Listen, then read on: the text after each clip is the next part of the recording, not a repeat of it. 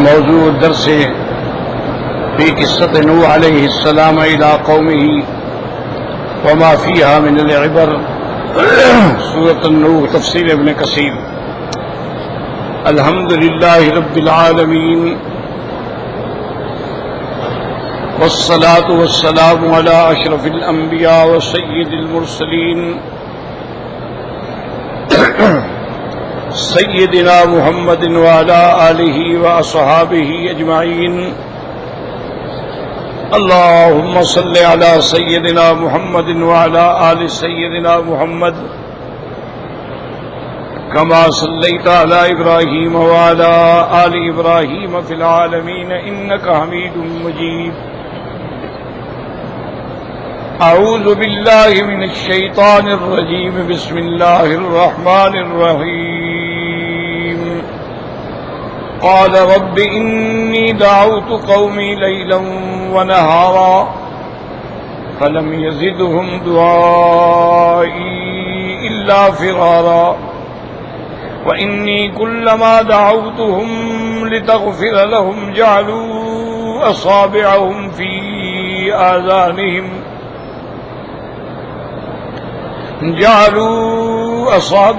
في آذانهم واستغشوا ثيابهم وأصروا واستكبروا استكبارا ثم إني دعوتهم جهارا ثم إني أعلنت لهم وأسررت لهم إسرارا فقلت استغفروا ربكم إنه كان غفارا يرسل السماء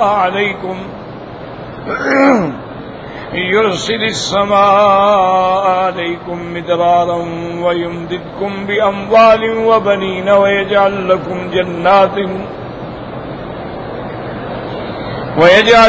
جنات ويجعل لكم أنهارا ما لكم لا ترجون لله وقارا وقد خلقكم أطوارا ألم تروا كيف خلق الله 7 سماوات طباقا وجعل القمر فيهن نورا وجعل الشمس سراجا والله أنبتكم من الأرض نباتا ثم يعيدكم فيها ويخرجكم إخراجا والله جعل لكم الأرض بساطا لتسلكوا منها سبلا فجاجا.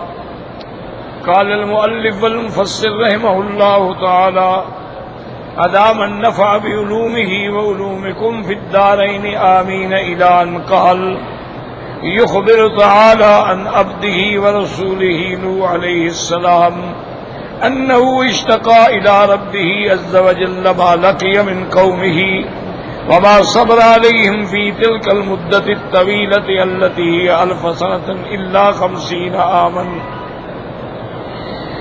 وما بين لقومه ووزع لهم ودعاهم إلى الرشد والسبيل الأقوم.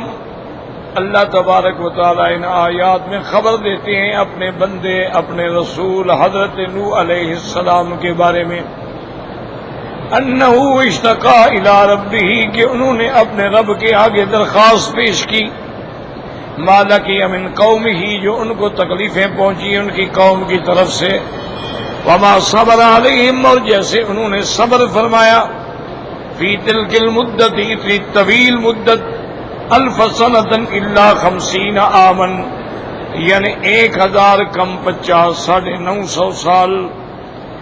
وما بین لقومہ اور آپ نے جو قوم کو کھل کے بیان کیا ووضح لهم ودعاهم بڑی وضاحت کے ساتھ مسئلہ پیش کیا ودعاهم إلى الرشد والسبيل الأقوم اور اپنی قوم کو ہدایت اور رشد اور سیدھے راستے کی طرف بلاتے رہے لیکن انہوں نے بات نہ مانی. وقال رب انی دعوت قومی لیلا ونہارا ای لم اترک دعاهم فی لیل ونہارا امتثالا لامرک وابتغاء لطاعتک. میرے مالک میرے مولا کہ میں نے ان کو رات بھی دن بھی ہر حال میں پکارا ہے آپ کے امر کی اور آپ کے حکم کی اطاعت کرتے ہوئے فلم يزدهم دعائي الا فرارا اي كلما دعوتهم ليقتربوا من الحق فروا منه وحادوا عنه. میں نے جتنی دفعہ ان کو بلایا کہ وہ حق کے قریب آئیں وہ اتنا دور ہو گئے اور بھاگ گئے. وَإِنِّي كُلَّمَا دَعَوْتُهُمْ لِتَغْفِرَ لَهُمْ جَعَلُوا أَصَابِعَهُمْ فِي آذَانِهِمْ وَاسْتَغْشَوْا ثِيَابَهُمْ.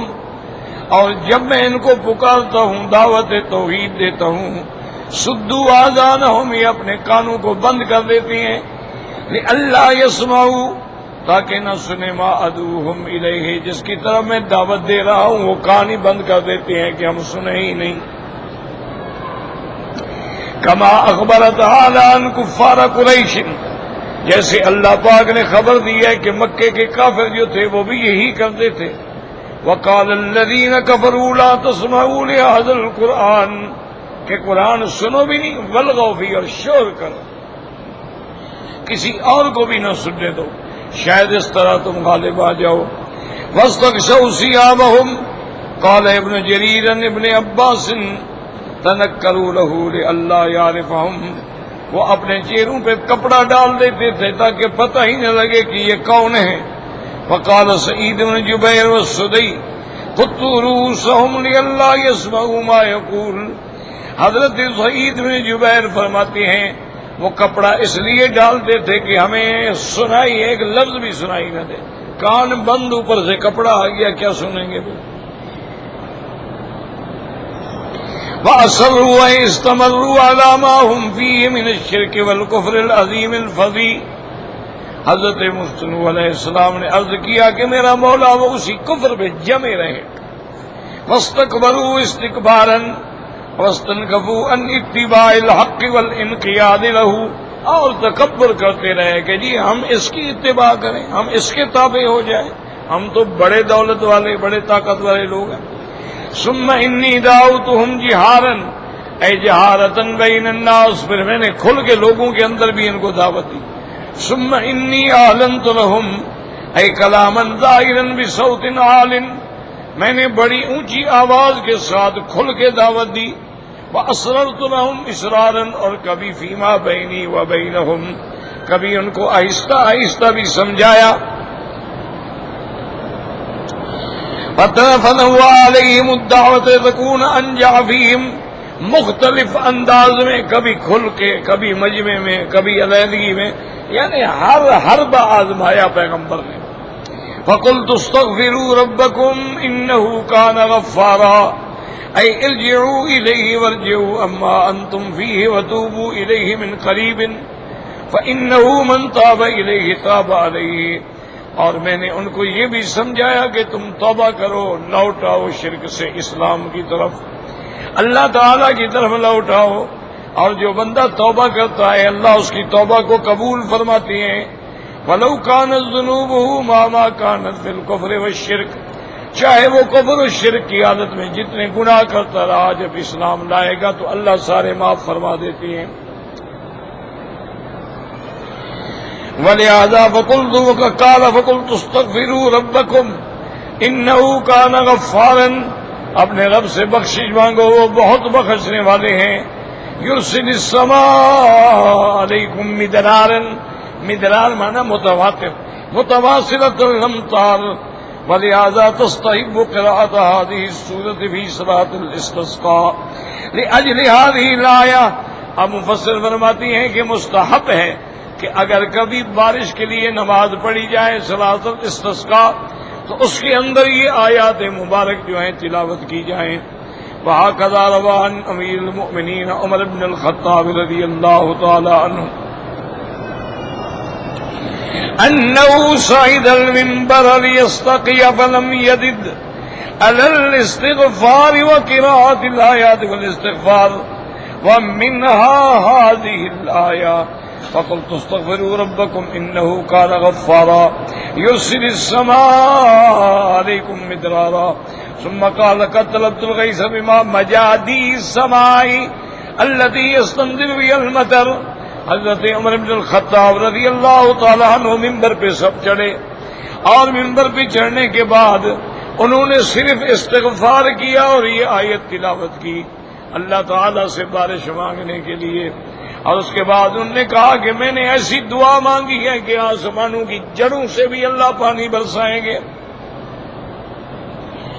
وقال ابن عباس وغیرہ یتبع بعضہ بعضا، مدرار کا معنی یعنی ایک بارش آ گئی پھر آ گئی پھر آ گئی۔ وقولہ وَيُمْدِدْكُمْ بِأَمْوَالٍ وَبَنِينَ وَيَجْعَلْ لَكُمْ جَنَّاتٍ وَيَجْعَلْ لَكُمْ أَنْهَارًا، اَيْ اِذَا تُبْتُمْ إِلَى اللَّهِ، اگر تم نے توبہ کی، استغفرتموہ، اللہ سے بخشش مانگی، وَأَطَعْتُمُوهُ، اور اللہ کی اطاعت کی، کثر الرزق علیکم واسقاکم من برکات السماء، اللہ تمہارے رزق میں بھی برکتیں دیں گے، اللہ تمہیں آسمان سے بھی پانی دیں گے، وَأَنبَتْ لَكُم مِّن بَرَكَاتِ الْأَرْضِ، اور اللہ تبارک و تعالی زمین کی برکتیں بھی کھول دیں گے، وَأَنبَتْ لَكُمُ الزَّرْعَ، اللہ تبارک و تعالی تمہاری کھیتیوں کو اگا دیں گے، وَأَدَرَّ لَكُمُ الزَّرْعَ، اور تمہارے جانوروں میں دودھ بھی زیادہ بھر دیں گے، وَأَمَدَّكُم بِأَمْوَالٍ وَبَنِينَ، اور اللہ تمہارے مال اور اولاد میں بھی برکت عطا فرما دیں گے۔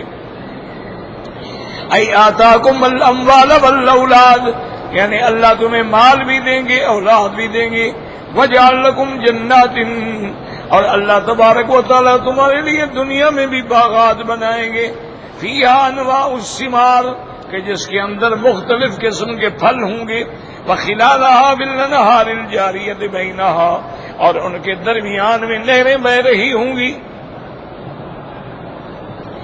ھذا مقام الدعوت بالترغیب، یہ ترغیب دے کے دعوت دی گئی۔ ثم أذن بهم إلى دعوتهم بالترہیب، اب پھر اللہ سے ڈرایا گیا، فقال ما لكم لا ترجون لله وقارا، نئی عظمتن، تم اللہ کی عظمت کے سامنے کیوں نہیں ڈرتے ہو، کیوں نہیں خوف کرتے ہو؟ وقال ابن عباس ومجاہد والضحاک، وقال ابن عباس لا تعظمون اللہ حق عظمتہ، اللہ کی عظمت کی صحیح پہچان نہیں کرتے ہو، اے لا تخافون من باسہ ونقمتہ، اور اللہ کے عذاب سے، اللہ کی پکڑ سے نہیں ڈرتے ہو۔ وقد خلقکم اطوارا قیل معناہ، اور دیکھو اللہ نے تم کو کیسے پیدا فرمایا ہے، من نطفۃ، پہلے نطفہ، ثم من علقۃ، ثم من مضغہ، قالوا ابن عباس وإكرمة وقتادة ويحيى ابن رافع والسدي وابن زيد۔ وقوله تبارك وتعالى لم تروا كيف خلق الله سبع سماوات طباقا، طباقا کا معنی واحدة فوق واحد، ایک کے اوپر دوسرا، وعلى هذا يتلقى من جهة السمع فقط، أو هو من الأمور المدركة بالحس مما علم من التسيير والكسوفات، فإن الكواكب السبعة السيارة يكسب بعضها بعضا، فأدناها القمر في السماء الدنيا وهو يكسب ما فوقه۔ اب مفسر فرماتا ہے کہ یہ آسمان جو سات ہے محض یعنی علوم سمعی ہیں یا حسی طور پہ بھی معلوم ہو سکتے ہیں، جیسے فلکیات والے کہتی ہیں کہ یہ 7 سیارے ہیں، یکسب بعضها بعضا، ایک دوسرے کو یعنی چھپا لیتے ہیں، فأدناها القمر، سب سے قریب جو ہے وہ چاند ہے، وہ یکسب ما فوقه عطارد بالثانیہ، اور دوسرے آسمان میں عطارد ہے، والزہرة بالثالثة والشمس بالرابعة والمریخ في الخامسة والمشتری في السادسة والزحل في السابعة، وأما بقية الكواكب وهي الثوابت وفي فلك ثامن يسمونه فلك الثوابت۔ تو یہ یعنی اس سے بھی معلوم ہوا کہ 7 آسمان ہیں۔ والمتشرعون منهم يقولون، اور علماء کہتے ہیں اس کے بعد کرسی ہے، والفلك التاسع والاطلس والاسیر عندهم الذي حركته على خلاف حركة سائر الافلاک، اور وہ فرماتی ہیں کہ اس کے بعد جو تیسرا فلک ہے، 9واں فلک ہے، اس کی حرکت جو ہے باقی افلاک کے مخالف میں ہے، وذلك ان حرکتهم ابدال حرکات من المغرب الى المشرق وسائر الافلاک اکثر، اس کی حرکت جو ہے مغرب سے مشرق کی طرف ہے اور باقی افلاک جو ہے مشرق سے مغرب کی طرف ہے۔ وما يدور سائر الكواكب طبعا ولكن للسيارة حركة معاكسة لیکن جو سیارہ ہے اس کی حرکت جو ہے ان کے الٹ ہے. لحرکت افلاکها فإنها تسير من المغرب إلى المشرق وكل يقطع فلكه بحسبه فالقمر يقطع فلكه في كل شهر مرة والشمس في كل سنة مرة والزحل في كل 30 سنة مرة وذلك بحسب اتساع افلاکها. اب بعض علماء یہ کہتے ہیں کہ چاند کا چکر جو ہے وہ 1 مہینے میں اور سورج کا چکر جو ہے 1 سال میں اور زحل کا چکر جو ہے وہ 30 سال میں. وزارے کے بعد اتساع افلاکها وان كانت حرکت الجميع في الصلاة متناسبة هذا ملخص ما يقولونه في هذا المقام على اختلاف بينهم في مواضع كثيرة لنا بالصدد بيانها. وانما المقصود ان اللہ سبحانہ وتعالی. اب مفسر فرماتی ہیں کہ مختلف اقوال ذکر کیے گئے ہیں لیکن ہمیں یہ دیکھنا ہے کہ اللہ پاک نے اپنی کمال قدرت کا نظارہ فرمایا ہے. خلق 7 سماوات طباقا وجعل القمر فيهن نورا وجعل الشمس سراجا فأبت بينهما في الاستنارة وجعل كل منهما أنموذج واحدا. یعنی ہر چیز کا ایک الگ نمونہ ہے. ليعرف الليل والنهار مطلع الشمس مغيبها تاکہ سورج کے چڑھنے سے اور ڈوبنے سے رات اور دن کا نظام جو ہے سمجھ جائے. وقدر للقمر منازل وبروجا اور اسی طرح چاند کی بھی منزلیں ہیں اور چاند کے لیے بھی بروج ہیں. وفاوت نورہ وتارۃ یزداد اور اسی طرح اس کا نور کبھی گھٹتا ہے کبھی بڑھتا ہے پھر گھٹتا ہے. حتی یدرانی ثم یسرع فی النقص حتی یستصر علامت الشہور والاعوام تاکہ لوگوں کو پتہ چل سکے کہ مہینہ گزر رہا ہے آدھا ہو گیا ختم ہونے والا ہے. جیسے اللہ نے فرمایا هو الذی جعل الشمس ضیاء والقمر نورا وقدره منازل لتعلموا عدد السنين والحساب ما خلق الله ذلك الا بالحق يفصل الآيات لقوم يعلمون. اللہ تبارک و تعالی نے یہ سارا نظام بنایا ہے تاکہ تمہیں حساب کا پتہ چل سکے.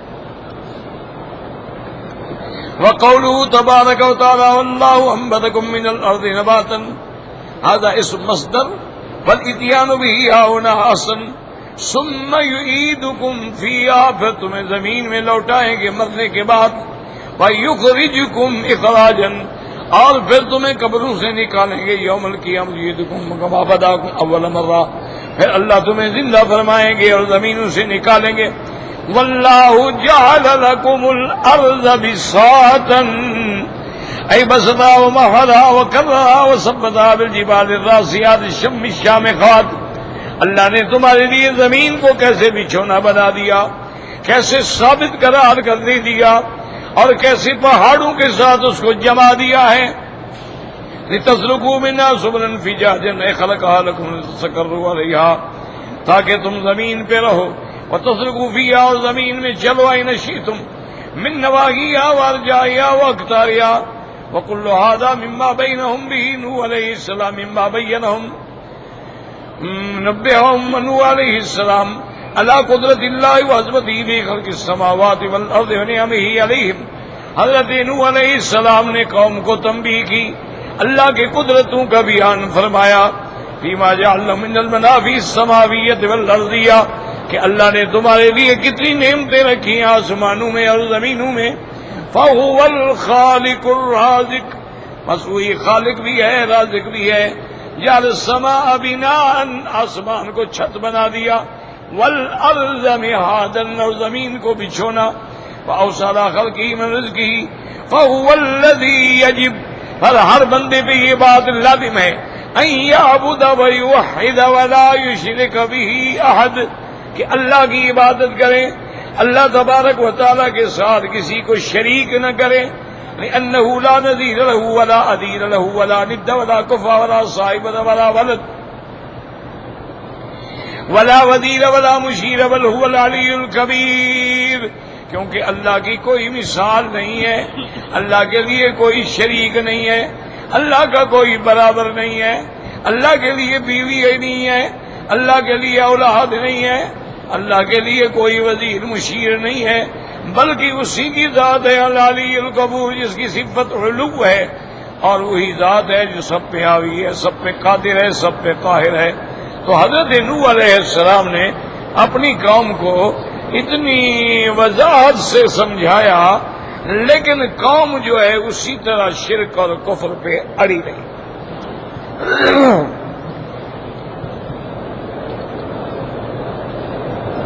اصل مسئلہ یہ سمجھ لیں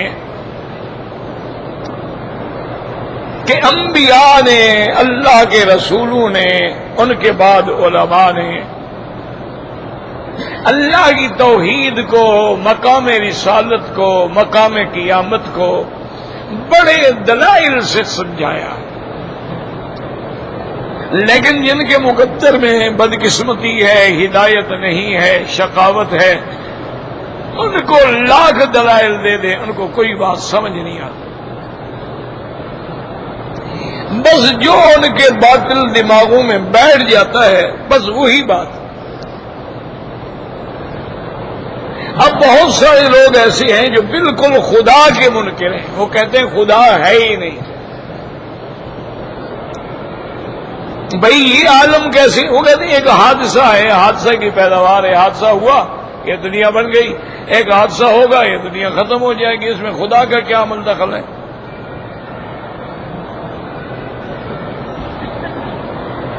اسی طرح کئی لوگ ہیں جو غلط معنی لے لیتے ہیں کہ جی جب اللہ نے ہر چیز تقدیر میں لکھ دی ہے پھر ہمارا گناہ کیا ہے، پھر ہمیں سزا کیوں ملتی ہے؟ اسی لیے بعض فرقے جو ہیں معتزلہ کے، وہ کہتے ہیں جس نے کلمہ پڑھ لیا ہے اس کو کوئی گناہ جو ہے، کوئی نقصان پہنچا ہی نہیں سکتا، بس کلمہ پڑھ لیا کافی ہے، جو مرضی ہے کرو۔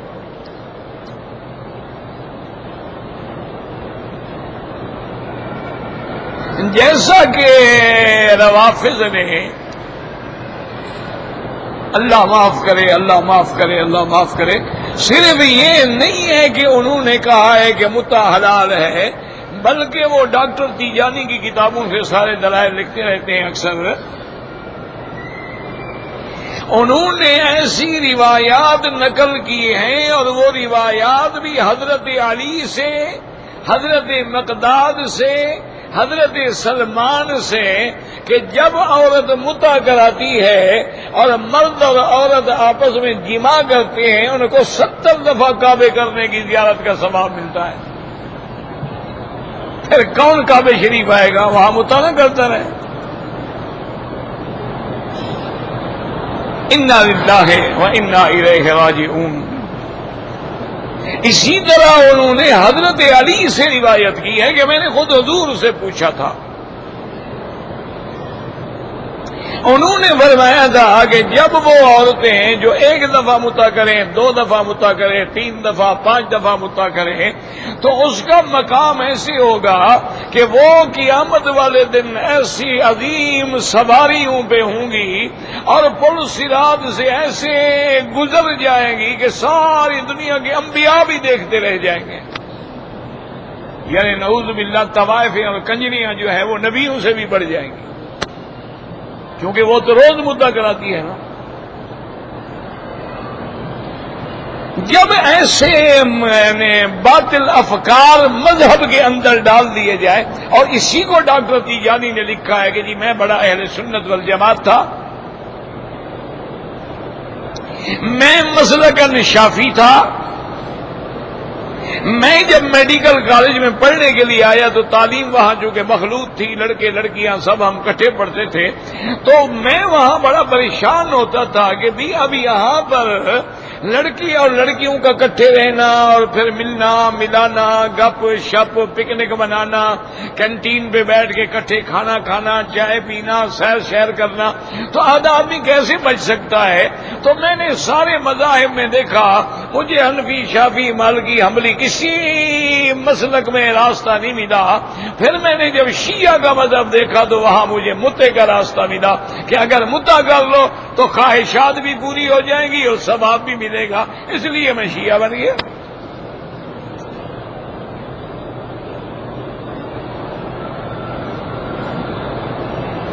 اسی لیے اللہ تبارک و تعالی رحمت فرمائے، آج بھی ہمارے جاہلوں کے عقیدے بن گئے ہیں کہ جی ٹھیک ہے آپ نماز پڑھتے ہیں یا نہیں پڑھتے ہیں، روزہ رکھتے ہیں یا نہیں رکھتے ہیں، بس تمہارے اوپر پیر راضی ہو اور پیر کی نظر ہو، بس جنت تو پیروں کے ہاتھ میں ہے، چابی لگا کے تمہیں داخل کر دیں گے۔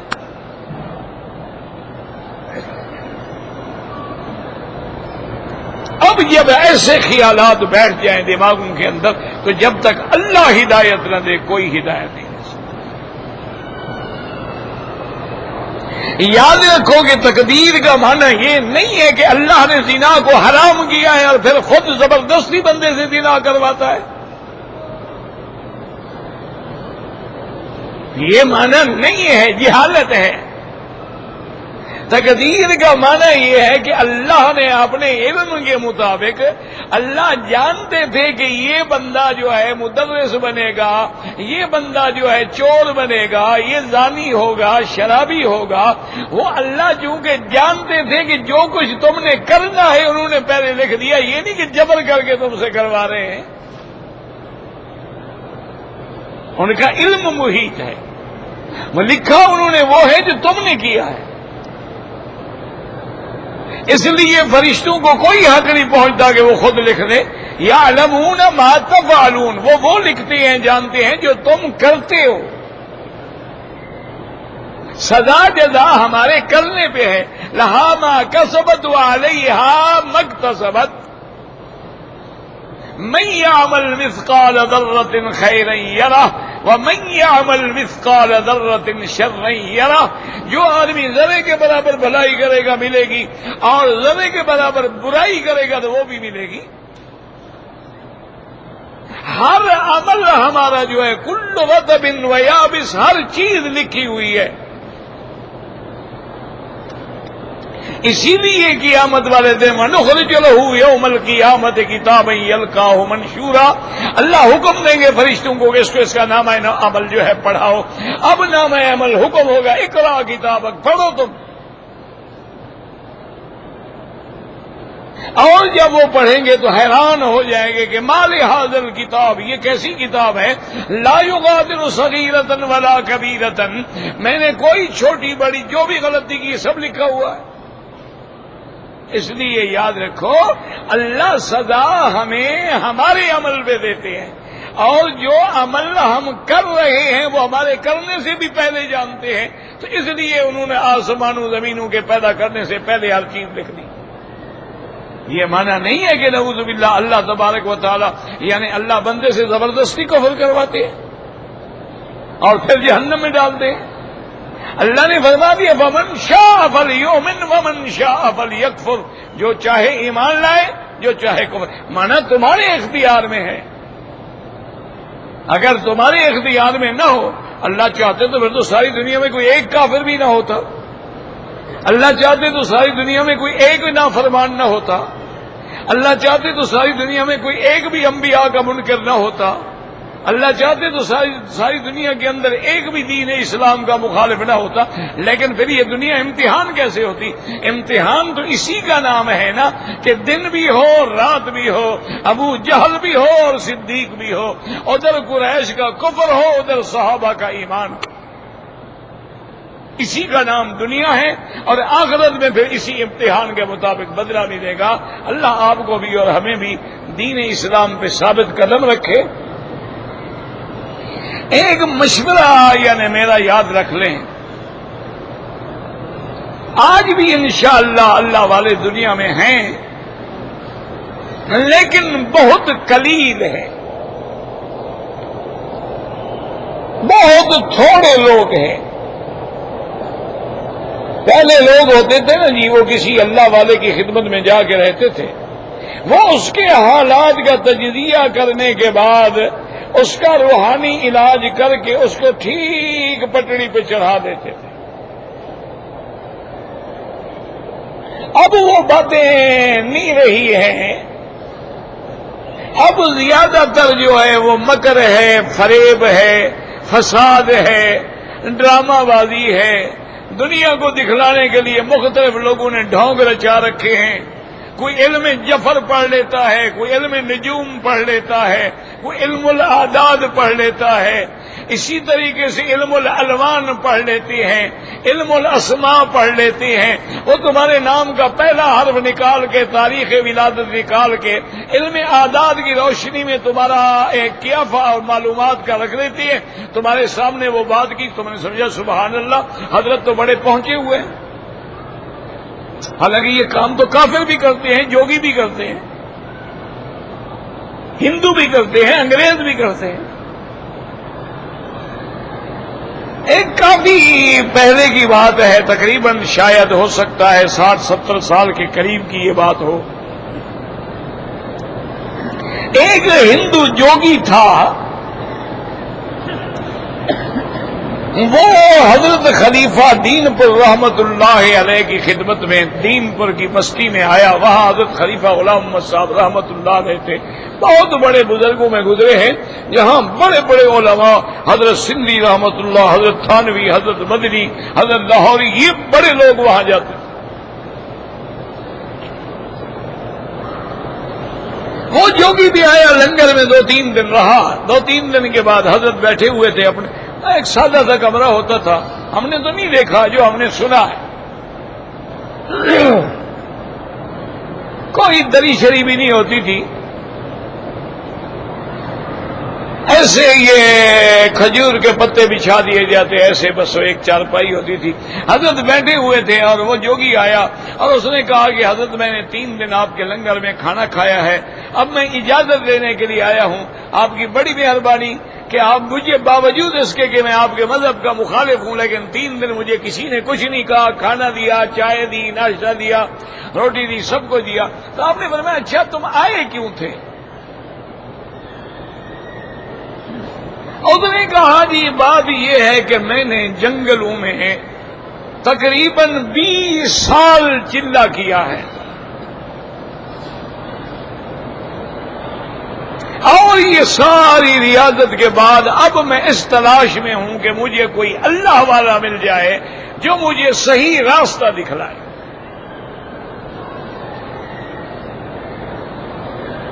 میں نے جہاں بھی کسی اللہ والے کا نام سنا ہے وہاں پہنچا ہوں، اور ان کی خدمت میں رہنے کے بعد میں اپنے علم کے مطابق مراقبہ کرتا ہوں۔ جب میں مراقبہ کرتا ہوں تو ان کے اپنے دل سیاہ ہیں، تو جن کا اپنا دل سیاہ ہے مجھے کیا ہدایت کرے گا؟ اس لیے میں اس جگہ کو چھوڑ دیتا ہوں، پھر دوسرے بزرگ کے پاس پہنچ جاتا ہوں۔ آپ نے فرمایا اچھا بھائی فقیر کے بعد جو تم آئے یہاں بھی تو مراقبہ کیا ہوگا، ہمارا کیا حال ہے بابا؟ انہوں نے کہا جی گزارش یہ ہے، میں نے مراقبہ کیا ہے، آپ کے دل میں بھی ایک نقطہ ہے سیاہ، باقی والوں کی طرح سارا سیاہ تو نہیں ہے، لیکن پھر بھی ایک نقطہ تو ہے۔ آپ نے فرمایا بھائی بات یہ ہے، اچھا ایک اور بات بتا دو، اس مقام پہ تم کیسے پہنچ گئے ہو کہ گردن جھکا کے لوگوں کے دل کا ایکس رے کر لیتے ہو؟ اس نے کہا کہ حضرت سچی بات یہ ہے کہ یہ مقام مجھے ملا ہے نفس کی مخالفت کرنے سے۔ میرا نفس کرتا ہے آرام کرو، نیند کرو، میں کہتا ہوں بالکل تمہیں نہیں سونے دوں گا، میں اٹھ کے چلتا رہتا ہوں تاکہ نیند نہ آئے۔ میرا دل کرتا ہے کہ بھئی آج تو دودھ پی لوں، میں نے کہا خبردار تمہیں پانی پلاؤں گا، دودھ نہیں پلاؤں گا۔ میرا دل کرتا ہے بھی آج تو یار گوشت کھانا چاہیے، خبردار تمہیں دال ہی کھلاؤں گا۔ جو نفس کہتا ہے میں مخالفت کرتا ہوں، اپنے نفس کی مخالفت کر کے نفس کو مار کے مجھے یہ مقام مل گیا ہے کہ میں جب آنکھیں بند کرتا ہوں تو لوگوں کے دل اور اندر سایہ میرے سامنے آ جاتا ہے۔ اور ہمیں بھی بڑی اچھی بات ہے، کمال ہو گیا۔ اب ہمیں اچھا یہ سیدھی بات بتانا، اب جھوٹ نہیں بولنا، اس وقت تمہارا نفس چاہتا ہے کہ کلمہ پڑھ کے مسلمان ہو جاؤ؟ اس نے کہا جی بالکل نہیں۔ ہم نے کہا پھر نفس کی مخالفت کرو، ورنہ جو کچھ تمہارے پاس بزرگی ہے یہ توڑ جائے گی۔ تمہارا نفس کہتا ہے اسلام نہ لے آؤ تو مسلمان ہو جاؤ، اگر نفس کی مخالفت نہیں کرو گے تو تم تو مٹ جاؤ گے۔ اس نے کہا جی بات تو ٹھیک ہے، اچھا مجھے کلمہ پڑھائیں۔ میں غسل کرو، غسل پڑا کیا، واپس آیا، حضرت نے کلمہ پڑھایا، مسلمان ہو گیا الحمدللہ۔ حضرت نے اپنے کپڑے منگوا کے دیے، اس بیچارے تھے تو خدر کے، حضرت خدر پہنتے تھے تو وہ خدر کے کپڑے بھی پہنائے، اور اس کے بعد کہا بھائی مہربانی کر کے اب ایک دفعہ پھر مراقبہ کرو فقیر کے دل کا۔ اس نے کہا جی ٹھیک ہے۔ اس نے پھر مراقبہ کیا، کہتے حضرت اب تو دل صاف ہے، کوئی نکتہ نہیں۔ انہوں نے کہا پہلے بھی اللہ والوں کے دل صاف ہوتے ہیں، وہ تیرا کفر تمہیں نظر آتا تھا شیشے میں، سیاہی تیرے کفر کی تھی، ان کے دل میں سیاہی نہیں تھی۔ شیشے کے سامنے اگر کالی چیز رکھو گے تو کالی ہی نظر آئے گی نا۔ وہ کفر تیرا تھا بدبخت، جب تم مراقبہ کرتا تھا وہ تیرا کفر ادھر تمہیں نظر آتا تھا۔ اب جب تیرا کفر ختم ہو گیا ہے تمہیں بھی روشنی نظر آنے لگ گئی، ورنہ اللہ والوں کے دل جو ہے وہ نور ایمان سے روشن ہوتے ہیں۔ اللہ کے قرآن پڑھنے سے، اللہ کا ذکر کرنے سے وہاں شیطان کا حملہ ہو نہیں سکتا ہے۔ اور اللہ کے نبی نے فرمایا ہے کہ اللہ کا ذکر ایسے ہے جیسے سائیکل ہوتا ہے، جیسے کسی چیز کو صاف کرنا ہو، اگر دلوں کو صاف کرنا ہے تو اللہ کا ذکر کرو۔ جب تم غفلت کرتے ہو تو شیطان دل پہ ڈیرا لگا دیتا ہے، جب تم گناہ کرتے ہو تو وہاں سیاہ داغ لگ جاتا ہے، اور جب تم نیکی کرتے ہو، جب اللہ کا ذکر کرتے ہو تو شیطان بھی بھاگ جاتا ہے، اور دل پر وہ داغ جو ہے، وہ سیاہیاں جو ہیں وہ بھی ساری مٹ جاتی ہیں۔ اسی لیے دیکھیں نا جی، ایک صحابی آتا ہے حضور کی خدمت میں، آ کے کلمہ پڑھا،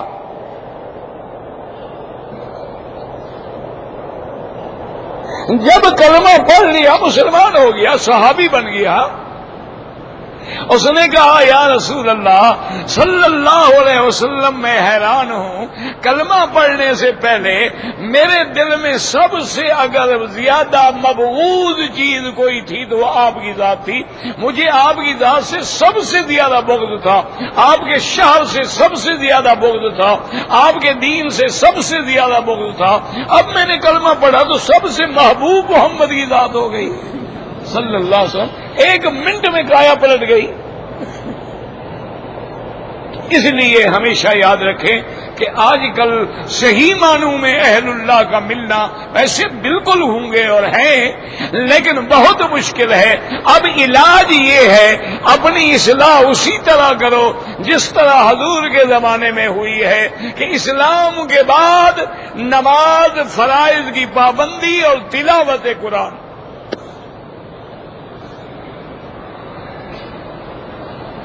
جو اللہ نے فرض کیا، نماز فرض ہے ادا کرو، روزہ فرض ہے ادا کرو، زندگی میں حج ایک دفعہ فرض ہے پیسے والے کے لیے ادا کرو، اللہ نے دولت دی ہے زکوٰۃ فرض ہے ادا کرو، فرائض اللہ کا خیال رکھو، اللہ کے رسول اور والدین کی فرما برداری اختیار کرو، اور جتنا وقت ملے قرآن کی تلاوت کرو، اس کے بعد جو وقت ملے وہ درود شریف پڑھتے رہو، انشاءاللہ چند دنوں کے اندر اصلاح ہو جائے۔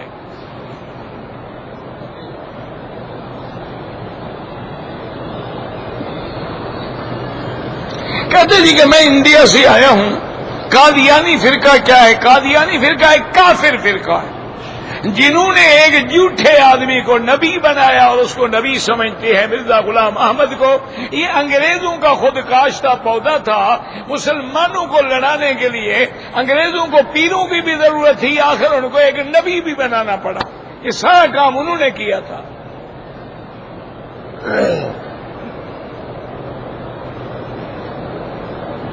اگر میں 3 روزے دم کے یہاں نہ رکھوں، اپنے ملک میں بھی رکھ سکتے ہو۔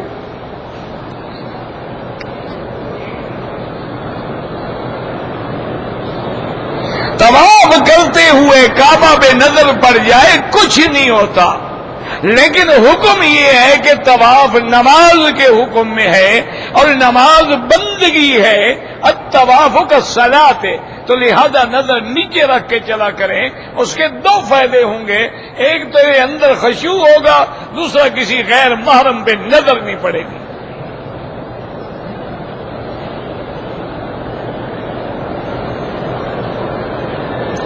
صفا مروہ کے چکر میں میں سبز بتی سے آگے نکل گیا، پھر واپس آیا، دوڑ لگا، یہ بے وقوفی کی آپ نے، کوئی دوڑنے کا حکم نہیں ہے.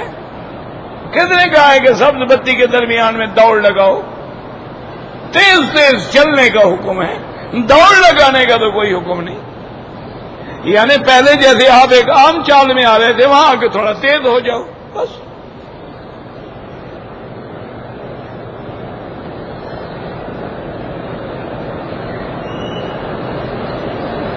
ہم مدینہ سے بھی عمرہ کر چکے، جدے گئے تھے، جدے سے احرام نہیں باندھا، کوئی بات نہیں. جدہ میقات نہیں ہے، میقات یلملم ہے.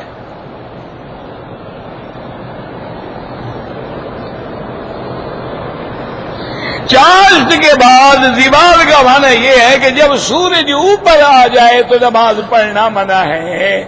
اب جب سورج ڈھل جائے معنی زوال ہو گیا.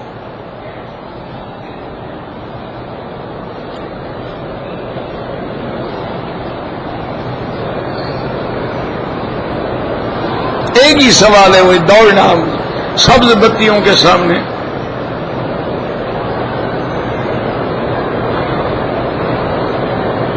کہتے جی کہ آپ نے کہا ہے کہ ہم شریعت نافذ نہیں کر سکتے. بالکل نہیں کر سکتے. دیکھو بھائی، آپ کو بات بری لگے گی. ایک تو دعا کرو کہ اللہ کرے سارے اسلامی ملکوں میں شریعت نافذ ہو جائے. اللہ پاکستان میں بھی شریعت نافذ فرما دے، قرآن و سنت کا قانون نافذ فرما دے. ایک میں نے کہا کہ ہم نہیں کر سکتے، بات کو سمجھا کرو.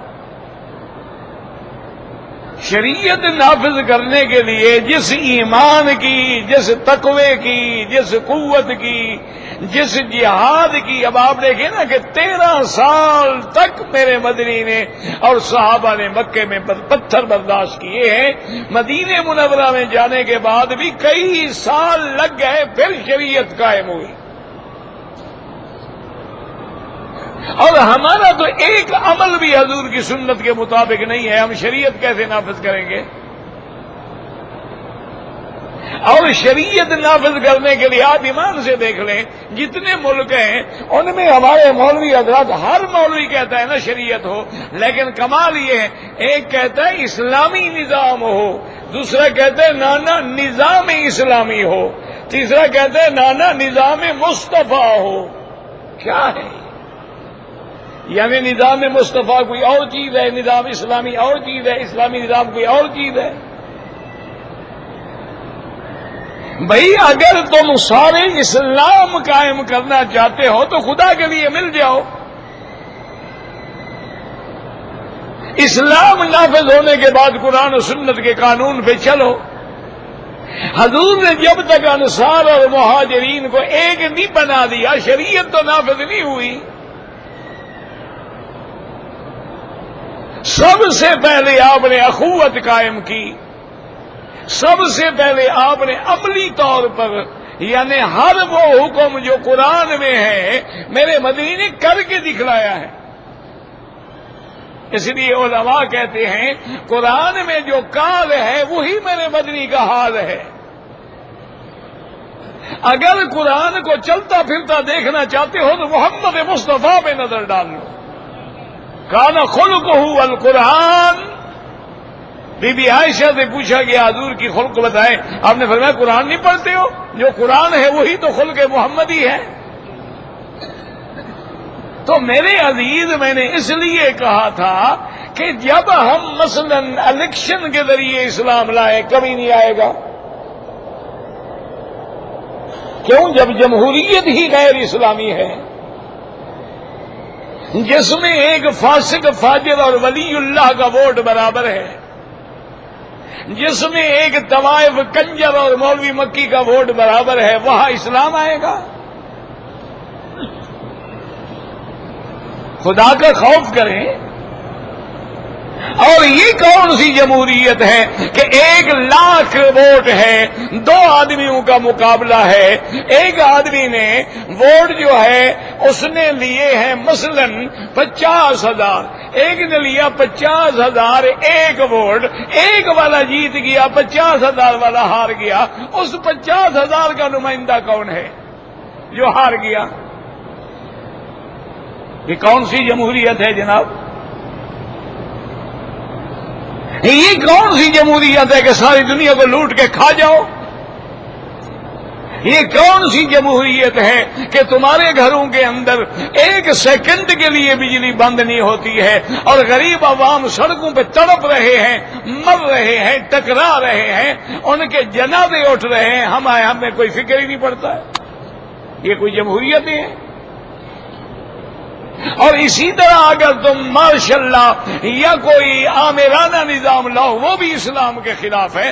اسلام تو کہتا ہے خلافت کا نظام ہو، شورا کا نظام ہو، کہ حضرت عمر جیسا آدمی کھڑا ہوتا ہے اور صحابہ سے کہتا ہے کہ آئے اصحاب رسول اللہ، اگر میں حضور کی سنت سے ہٹ جاؤں تو کیا کرو گے؟ دو صحابی کھڑے ہو گئے، انہوں نے کہا عمر تلوار سے تجھے سیدھا کر دیں گے،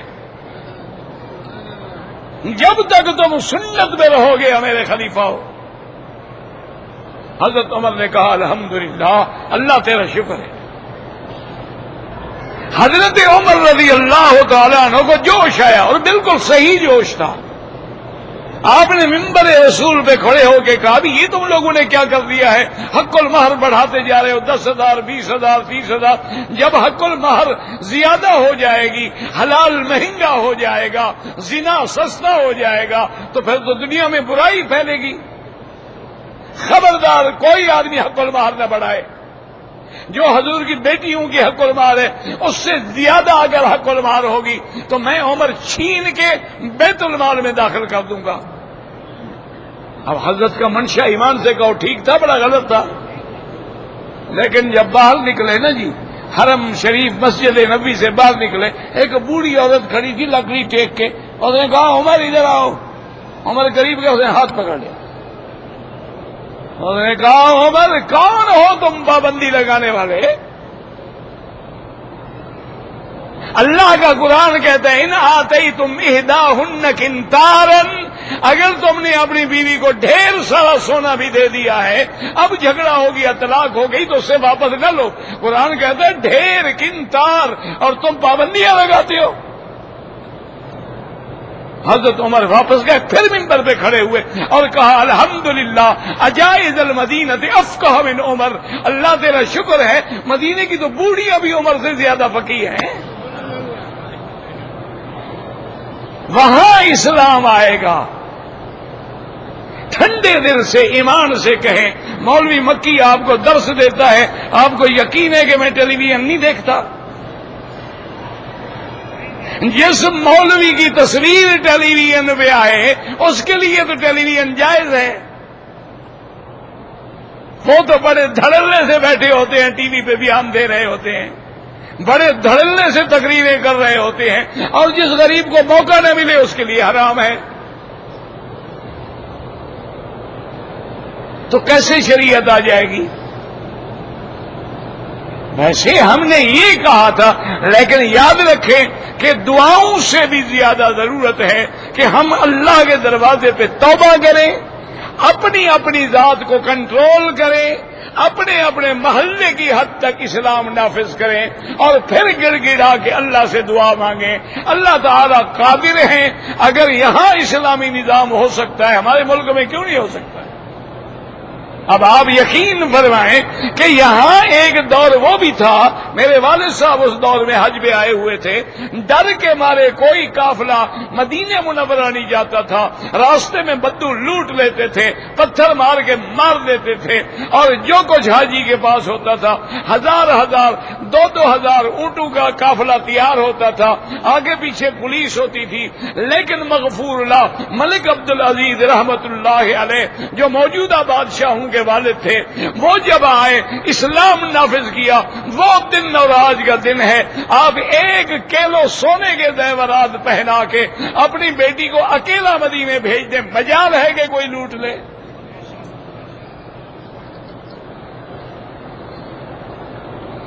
یہ قرآن کی برکت ہے نا، یہ نظام اسلام کی برکت ہے کہ یہاں خلافت ہے، یہاں بادشاہ اپنے آپ کو خادم کہلاتا ہے، یہاں 24 گھنٹے ان کو فکر ہے کہ حرم بڑھاؤ حرم بڑھاؤ، آنے والوں کی تکلیف نہ ہو، کہ اللہ نے ہمیں حرمین کی خدمت میں یہ مقام بخشا ہے۔ آپ دیکھیں مینا کی سڑکیں بن رہی ہیں، عرفات کی بن رہی ہیں، گاڑیاں بن رہی ہیں، ٹرینیں بن رہی ہیں، 24 گھنٹے یہ کام لگا ہوا ہے، اور اللہ کے کعبے میں کھڑے ہو، خوشامد نہیں، اور نہ میں کوئی ان سے تنخواہ لے کے خوشامد کرتا ہوں۔ یہ جو حرم کا کام ہو رہا ہے، اگر تمہارے ملک کی حکومتیں کرتی تو 20 سال میں ہو جاتا، جو انہوں نے 1 سال میں کر کے دکھایا ہے۔ کل میں اخبار میں پڑھ رہا تھا کہ انشاءاللہ بہت جلدی نیچے کا حرم کو کھول دیں گے رمضان کے لیے، اوپر کام ہوتا رہے گا، نیچے حاجی اپنے نمازیں پڑھیں آرام سے۔ یہ کیا ہے؟ یہ اسلامی نظام کی برکت ہے، نفاذ اسلام ہے کہ مزدلفہ میں رات کو عورتیں ہیں، مرد ہیں، پڑے ہوئے ہیں، مجال ہے کوئی آدمی چوری کر لے، اگر کوئی کرتا ہے وہ تیرا اپنا کرتا ہے، جو تیرے ساتھ ہوتا ہے۔ مجال ہے کہ 30 لاکھ کا اجتماع ہو اور کوئی آدمی کسی کو تھپڑ بھی نہ مارے، یہ اس نظام اسلام کی برکت ہے۔ بالکل دعا کریں، میں بھی تمہارے ساتھ ہوں، لیکن میرے جیسے مولوی جب تک ہیں شریعت نہیں آتی۔ کوئی اللہ والا دعا کرو پیدا ہو جائے۔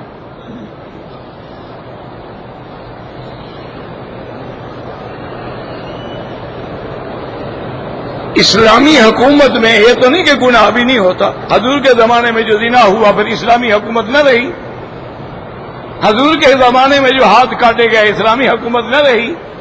اگر اسلامی حکومت میں کوئی داڑھی منڈاتا ہے تو اسلامی حکومت نہ رہی، یہ کیا معنی ہے؟ وہ تو ہر دور میں غلطیاں ہوں گی۔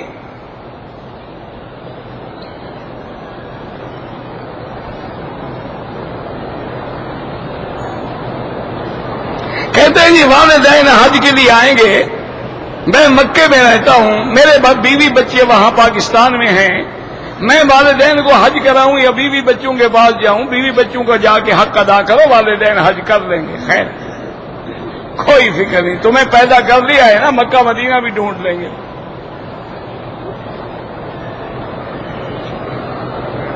اب بیوی بچوں سے جان چھڑانا چاہتے ہیں نا، والدین آ رہے ہیں، اب حضرت کو خدمت کا بڑا خیال ہے۔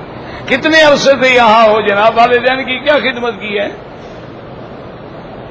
ایسے باتیں کرنے کا اور سوال بنانے کا کیا فائدہ ہے؟ اگر ہم فجر اور عصر کے بعد طواف کریں، حنفی مسلک میں نماز مغرب کے بعد پڑھیں، یہاں کے امام فرماتے ہیں حرم میں 24 گھنٹے جائز ہے۔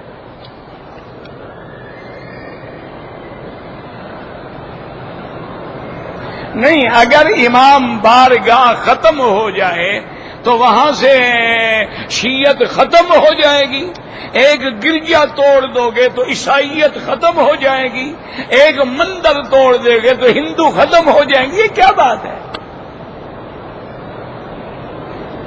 حضور پاک نے بھی ارشاد فرمایا تھا کہ اگر اللہ تمہیں اسلام میں غلبہ عطا فرمائے، کسی عبادت والے کے عبادت خانے کو مت توڑو۔ حضور نے فرمایا کسی یہودی عیسائی کے عبادت خانے کو مت توڑو، اور ان کے کسی جھوٹے عقیدے کے مطابق ان کے خدا کو گالی مت دو۔ تو اللہ کے نبی نے منع کر دیا۔ اسلامی دور جب تک رہا ہے مسلمان ان کی حفاظت کرتے رہے ہیں۔ یہ تو وہ بدبخت ہیں جب ان کو موقع ملا تو انہوں نے ہماری مسجدیں شہید کر دی۔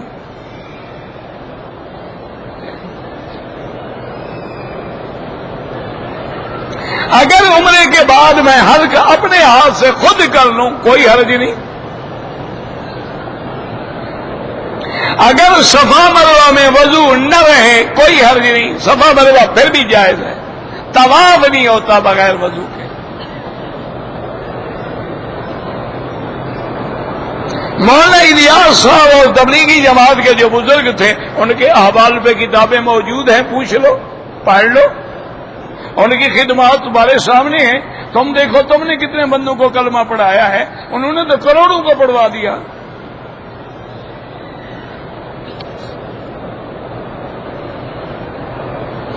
آپ کا فرزند آپ کے بعد دعا کریں اللہ اس کو بھی کام لے، دعا کریں اللہ اس سے بھی اسی طرح دین کا کام لے۔ اللہ کا شکر ہے وہ عالم بھی ہے، حافظ بھی ہے، لیکن ابھی تک طبیعت ادھر نہیں آ رہی، کیونکہ اصل ہم بلوچ ہیں نا، میٹر گھومے گا تو کام بنے گا نا۔ ابھی تک وہ خان ہے، ورنہ اس نے باقاعدہ علم پڑھا ہے، میں نے اتنا تو میں نے بھی نہیں پڑھا. اس نے تو باقاعدہ جامعہ میں کلیت شریعہ سے سند لی ہے، میں تو کسی سکول میں بھی نہیں پڑھا. بس دعا کرو اللہ ہدایت دے دے، تھوڑا سا رخ بدل جائے، بس بات اتنی ہے.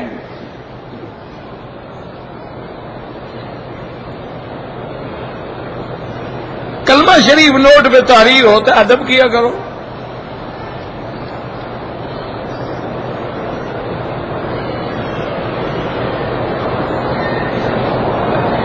میں اپنی تجاویز بالکل حکومت سعودی کو بھیجا کرو، تجاویز رئیس الحرمین کو بھیجو، ان کی وزارت الاسلامی کو بھیجو، وزارت الحج کو بھیجو، جس جس محکمے کی تجویز ہے ان کو بھیجو.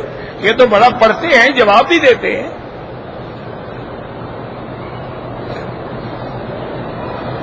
کہتے جی کہ ٹخنے بالکل ٹخنے چھپے ہوں تو اس کے لیے حضور نے جہنم کی وعید فرمائی ہے. نماز ہو جائے گی لیکن گناہگار ہے. حرم میں بھی نمازیوں کے آگے نہ گزرا کریں. نماز ہو یا کوئی کام ہو، نیت ہوتی ہی دل میں ہے. زبان سے تو صرف یاد کیا جاتا ہے، اصل مقام نیت جو ہے وہ قلب ہے، دل ہے.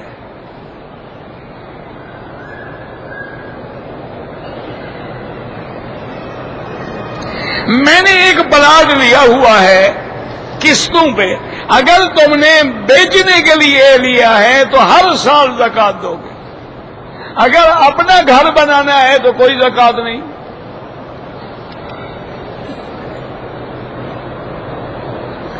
نماز عصر اور ظہر میں مطاف پر نہیں ہوتا، کوئی بات نہیں، صفیں نظر آ رہی ہوں تو نماز ہو جاتی ہے.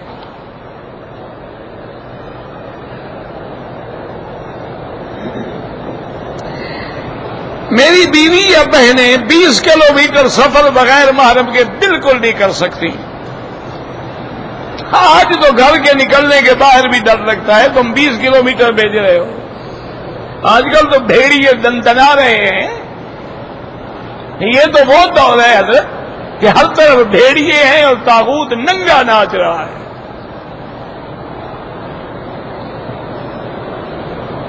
پتہ نہیں کیا مقصد ہے. 2 آیتیں لکھی ہیں، سوال لکھو سمجھ آئے. میرا قرضہ بہت ہو گیا، استغفار پڑھو.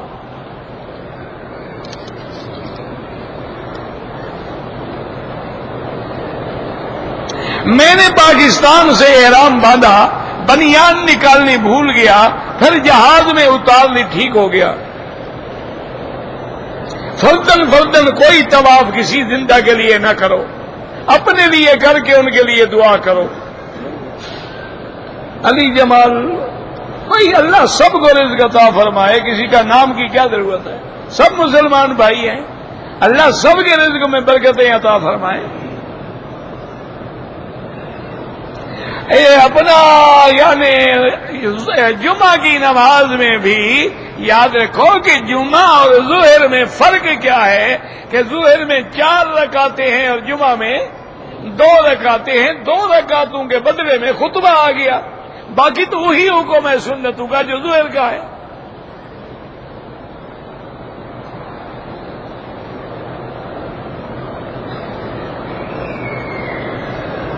کسی نے قسم کھائی تھی کہ میں فلاں آدمی کے گھر سے روٹی نہیں کھاؤں گا. آپ قسم توڑ دیں، 10 مسکینوں کو کھانا کھلائیں اور روٹی کھایا کریں. مسلمان کے گھر سے کیوں قسم کھاؤ؟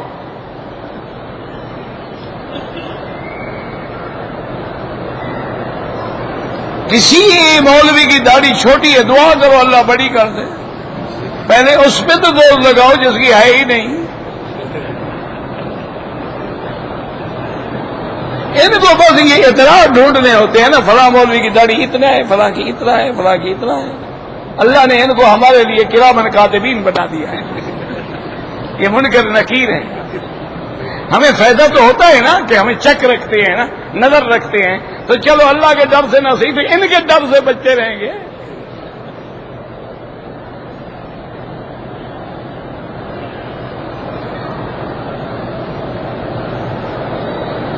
کہتا ہے جی کہ الحمدللہ میں نے اللہ نے تبدیلی آئی ہے، شکر کرو خدا کا میں نمازی بھی ہو گیا، اب میں سنت پہ بھی چلتا ہوں، داڑھی بھی میں نے رکھ لی، اللہ کا شکر ادا کرو۔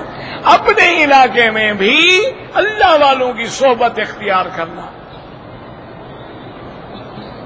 ایصال ثواب کا معنی ہوتا ہے پڑھو دعا کرو، یا اللہ ان آیات کا ثواب فلاں کو عطا فرما، اللہ پہنچ جائیں گے۔